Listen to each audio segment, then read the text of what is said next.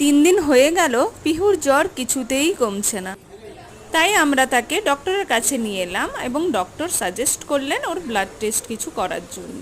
এখন আমরা এসেছি বেবির ব্লাড টেস্ট করাতে। 8 মাস বয়সে এই ছোট্ট পিহু ব্লাড দিচ্ছে।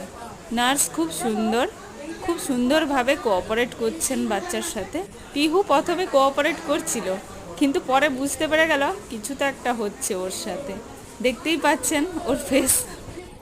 পাপার কোলে বসে আমাকে দিতে হবে ব্লাড, আমি ব্লাড দেব, ব্যাস শুরু কান্নাকাটি।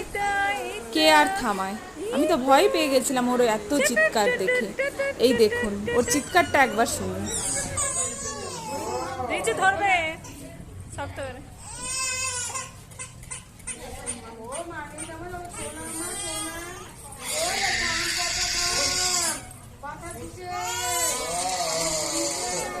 পাশাপাশি সবার নজর ছিল ওরই দিকে।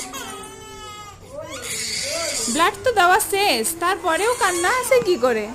বাপরে, আসলে তার কান্নার কারণটা কি জানেন? কারণটা হলো আমাকে কেন কোলে রাখা হয়েছে, আমার হাত কেন টাচ করা হয়েছে। আমাকে তো টাচ করা যাবে না, আমি কোলে বসবো না, আমি তো ঘুরতে এসছি, আমি তো ঘুরবো। এইবারে সে চুপ। পাপা কোলে উঠিয়ে নিয়েছে, পাপা হাঁটছে, নো ইস্যু। চলো এবারে তাহলে ঘর যাওয়া যাক।